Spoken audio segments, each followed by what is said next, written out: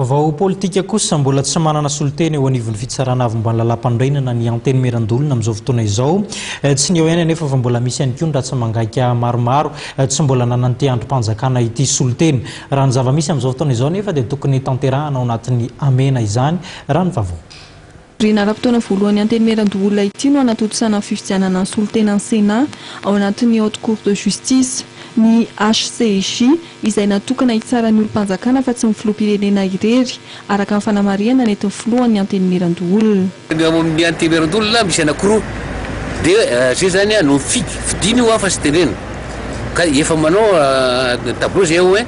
zay tely latsaka mpikambana ao amin'ny Haute Cour de Justice dia milaza ny anarany ary mba milaza koa ny hoe efa mahay kely momba ny fisarana ihany koa zany mahay koa zany momba ny hoe ny eriko isan-karazan'ireo ary indrindra le eriko voatondrony na hoe voatondrony ny andiny faraika-pitelopolo amby-zato amin'ny lalam-pandriana zany hoe ireo masy ny tena hoe ireo no azahoana ny ataontsika hoe tsara ny filohan'ny repoblika eo amin'ny fisarana avo Haute Cour de Justice fa raha ohatra kosa na minisitra izy na ohatra koa filohan'ny androm-panjakana takanay raha menakreto zao raha ohatra manareko zay dia azo tsaina koa ny Haute Cour de Justice. Ankoatra ny Haute Cour de Justice amin'ity fotoam-piveron'ity ihany koa no hifidianana ny solotena ny Sénat ao amin'ny HCC, ny CENI ary ny HCDDED. Ny fiantsonana filatsako fidiana izay afaka andraisan'ny mpiasana teny merandolona ary olona heverin'ity androm-panjakana ity no ny mpampakateny eo anivon'ity androm-panjakana ity Andriamatoa Bettina Bruno. Ny zavatra tapaka aloha tamin'ny fivorian'ny bureau permanent dia voalohany ezahana zany mba mangararana izy dia hoisy zany ny affichage ataonay dia miantso ny olona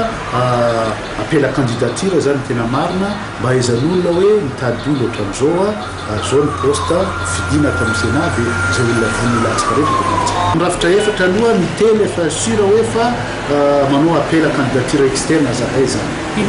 ohatra zao amin'ny HCC ohatran'ireny ny amin'ny resaka asa demokrasia mety atao koa zay. Amin'ny alalan'ny latsabato tanteran'ny sénatera no anapahana farany soloteny ny anteny merandolona ao anatin'ireo rafitra efatra ireo dia ny Haute Cour de Justice, ny HCC, ny CENI ary ny HCDDED. Hatreto dia mbola tsy voafaritra ny fotoana atao anatin'ny fivoriana ara-potoana ny Parlement tanovana io fifidianana io.